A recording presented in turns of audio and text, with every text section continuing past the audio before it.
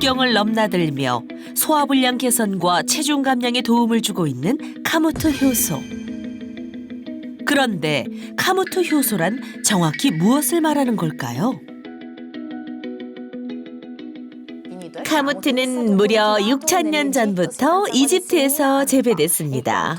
카무트에는 아미노산과 단백질이 풍부해서 가장 건강한 탄수화물이라고 여겨지는데요.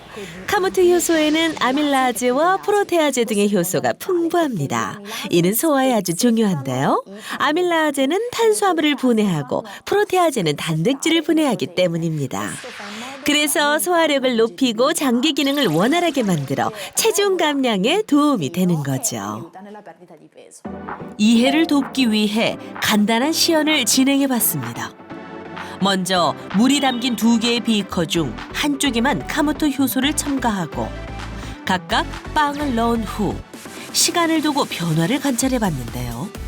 1시간이 지나자 카무트 효소를 첨가하지 않은 비커 속 빵은 형태를 그대로 유지하고 있지만 카무트 효소를 첨가한 비커 속 빵은 형태가 흐물흐물해져서 분해된 것을 확인할 수 있었습니다. 실제 한 연구에서도 카무트 섭취 시 체지방과 중성지방이 감소한 것으로 나타났는데요. 또한 카무트는 다른 곡물에 비해 식이섬유가 풍부한데 이는 포만감을 오래 유지해 식사량 조절에도 도움이 된다고 합니다. 뿐만 아니라 카무트를 꾸준히 섭취할 경우 콜레스테롤과 혈당 등 건강 관리에도 도움을 주는 것으로 나타났습니다.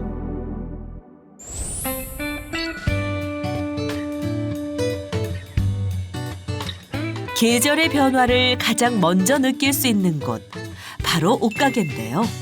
쇼핑 욕구를 자극하는 화사한 봄옷들이 가득합니다. 하지만 쇼핑이 마냥 즐겁지만은 않은 사람이 있는데요. 사장님, 네, 입어보셨어요? 이거보다 조금 사이즈 큰 거 없어요? 왜 그러세요? 여기하고 여기가 이렇게 돼요. 아이고, 이 지금 제일 큰 사이즈인데. 이게 제일 큰 사이즈예요? 네. 그럼 더 큰 사이즈 없어요? 네, 이 니트는 원 사이즈고요. 바지는 제일 큰 거예요. 모처럼 마음에 드는 옷이라 쉽사리 내려놓질 못하고 안간 힘을 써보지만 소용없습니다. 아유, 이 뱃살 좀 진짜 누가 가져갔으면 좋겠네. 근데 정말 이 뱃살하고 이 팔뚝살만 가져갔으면 좋겠어요. 이게 소원이 없겠어요. 이렇게 옷이 큰 게 문제가 아니야. 내가 빠져야 돼. 내가 빼야 되는데 이게 안 빠지는데 어떻게 하면 좋을까요? 아무리 다이어트를 해도 살이 빠지지 않아 고민이라는 지영 씨. 실패 원인을 알아보기 위해 밥상부터 점검해 봤는데요. 건강에 좋지 않은 음식 위주일 거라는 예상을 완전히 깨버리는 식단. 인스턴트 잘 안 먹어요. 거의 안 먹어요. 흔하게 먹는 뭐 과자도 잘 안 먹는 편이고요. 그 사람들이 몰라주니까 너무 억울해요. 그렇다면 많이 먹을까요? 봤더니 젓가락으로 깨작깨작 영 시원치 않습니다. 입맛이 없는 걸까요? 밥을 먹고 나면 소화가 안 되니까 속이 더부룩하고 그러니까 이렇게 먹을 때 되면 이 속이 더부룩한 게 남아 있으니까 밥이 잘 안 들어가요. 그래서 어쩔 때는 밥 먹기도 걱정되고 이렇게 손이 잘 안 가게 되네요. 음식만 들어가면 느껴지는 더부룩함. 벌써 수년째 이런 증상이 반복되고 있다는데요. 부대끼는 속을 달래보려 소화에 도움이 된다는 혈자리도 눌러보지만 효과는 신통치 않습니다. 아유, 안 되겠다. 아이고. 무언가를 결심한 듯 자리에서 일어나는 지영 씨. 주방 한쪽에서 그녀가 꺼낸 것은 소화제였는데요. 반복되는 소화 불량에 소화제를 자주 찾다 보니 한편으로는 걱정이 되기도 한답니다.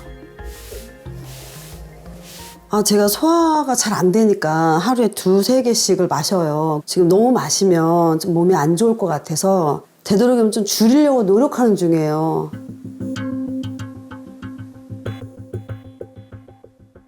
그런데 진짜 문제는 따로 있습니다. 소화불량이 계속되면서 건강에 이상 신호가 찾아온 건데요. 두통이 너무 심해서 어쩔 때는 응급실에 간 적도 있어요. 이 두통 때문에.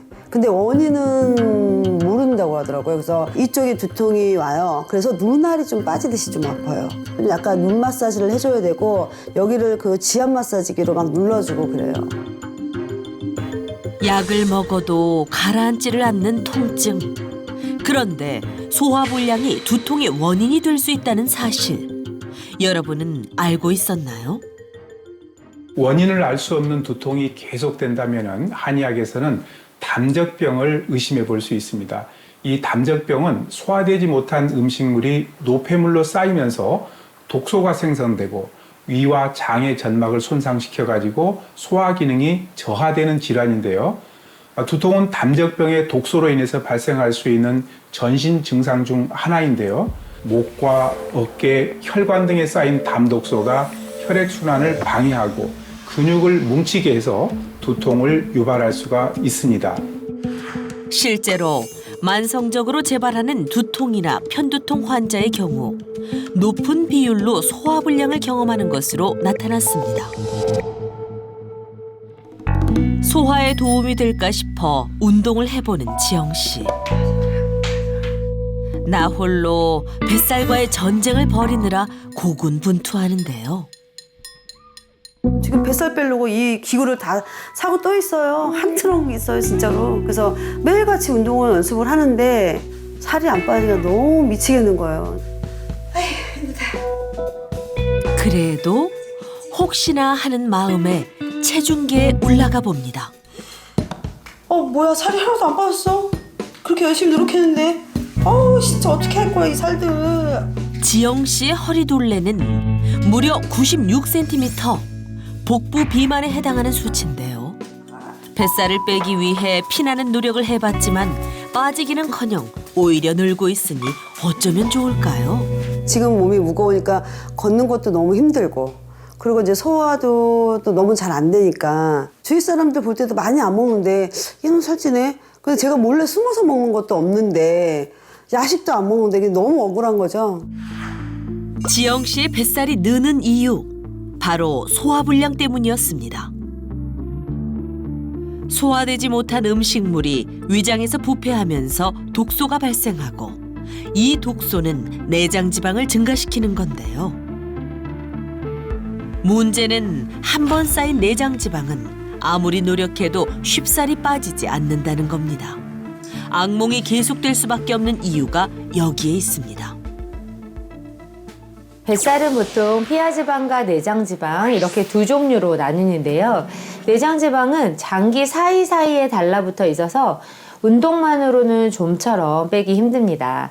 실제로 한 연구에서 이 8개월간 매주 17.6km씩 조깅을 해도 이 내장지방엔 아무런 변화가 없었다는 결과가 있었고요. 매주 32km씩 8개월을 달려야 6.9% 감소한 것으로 나타났습니다.